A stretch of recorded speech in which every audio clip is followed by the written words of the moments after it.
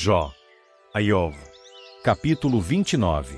Iov continuou seu discurso, dizendo: Quem me dera voltar aos meses passados, aos dias em que o Criador cuidava de mim, quando ele fazia sua lâmpada brilhar sobre a minha cabeça, e eu andava na escuridão pela sua luz, quando eu estava no meu vigor, e sentia a amizade do Criador na minha tenda, quando o Todo-Poderoso ainda estava comigo, e meus filhos estavam ao meu redor, quando os meus pés eram banhados em manteiga, e as rochas despejavam correntes de azeite para mim.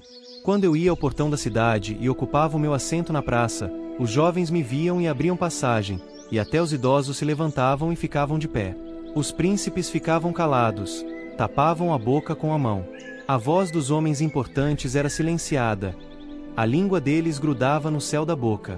Quem me ouvia falava bem de mim, e os que me viam testemunhavam a meu favor. Pois eu salvava o pobre que clamava por ajuda, e também o órfão e qualquer um que não tinha quem o ajudasse.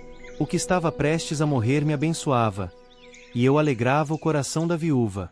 Eu vestia justiça como minha roupa, minha retidão era como uma túnica e um turbante. Eu era olhos para o cego e pés para o manco. Eu era um pai para os pobres, e examinava a causa jurídica de quem eu não conhecia. Eu quebrava o queixo do malfeitor e arrancava a presa dos seus dentes. Eu costumava dizer: morrerei na minha própria casa, e meus dias serão tão numerosos quanto os grãos de areia. Minhas raízes se espalharão até as águas, e o orvalho passará a noite toda sobre os meus ramos. Minha honra é sempre renovada, e o arco na minha mão continuará atirando. Todos me escutavam com atenção, esperando em silêncio o meu conselho. Depois que eu falava, não tinham mais nada a dizer. Minhas palavras entravam suavemente nos seus ouvidos. Eles me esperavam como se espera pela chuva. Abriam bem a boca como que para beber a chuva da primavera. Quando eu sorria para eles, mal podiam acreditar. A luz do meu rosto os tranquilizava. Eu lhes dava orientação como seu cabeça, e vivia como um rei entre as suas tropas, como quem consola os que choram.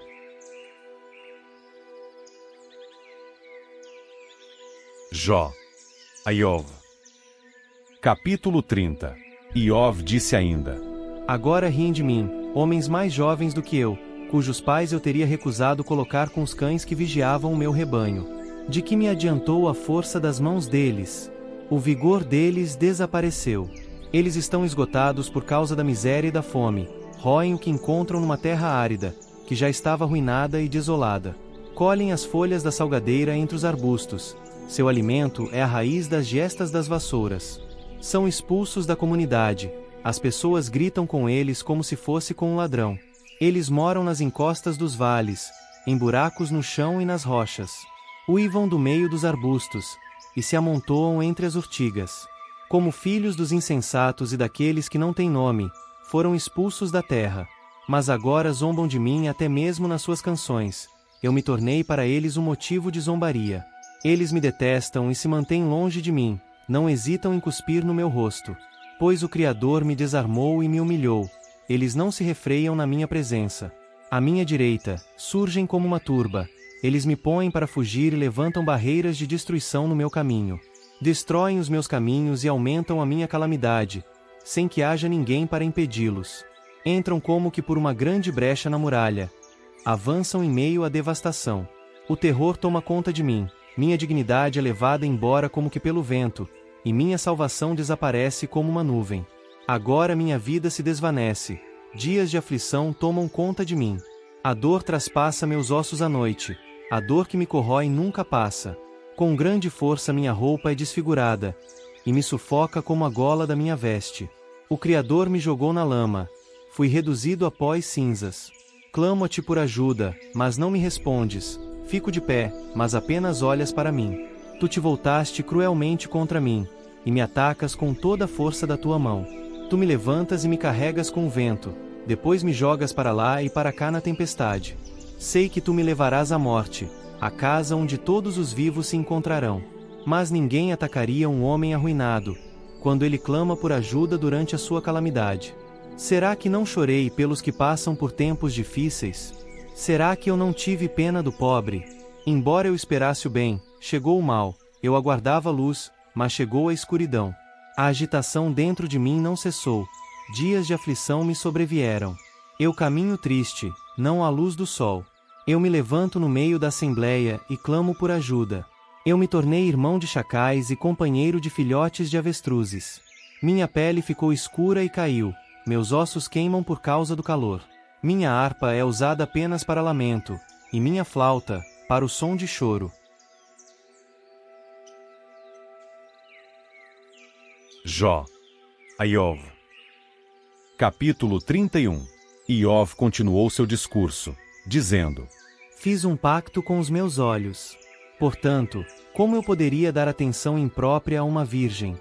Nesse caso, que porção eu receberia do Criador, lá de cima, que herança eu receberia do Todo-Poderoso, lá do alto? Não está reservado o desastre para o malfeitor e a calamidade para os que praticam a maldade?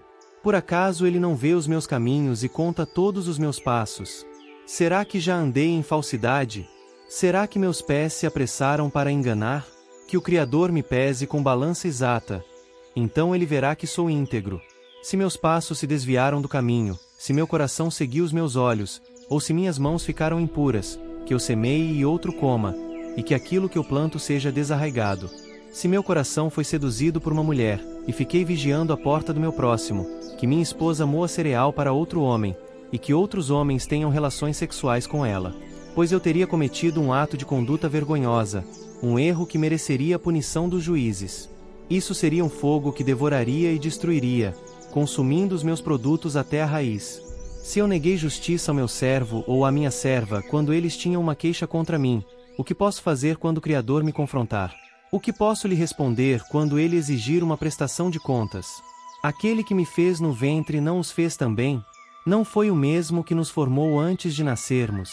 Se eu negava dar aos pobres o que eles desejavam, ou entristecia os olhos da viúva, se eu comia sozinho a minha porção sem reparti-la com os órfãos, pois desde a minha juventude criei o órfão como se fosse o pai dele, e desde a infância ajudo a viúva.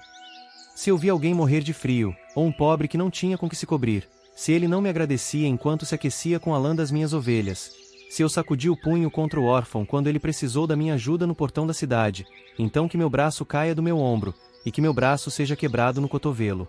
Pois eu tinha pavor de sofrer uma calamidade da parte do Criador, e não poderia ficar em pé diante da sua presença. Se pus a minha confiança no ouro, ou disse ao ouro puro: você é minha segurança. Se eu me alegrei por ser grande a minha riqueza, por causa dos muitos bens que alcancei, se eu via o sol brilhar ou a lua se movendo no seu esplendor, e meu coração foi seduzido em segredo, e minha boca beijou minha mão em adoração a eles, então isso seria um erro que mereceria a punição dos juízes, pois eu teria negado o verdadeiro Criador de cima.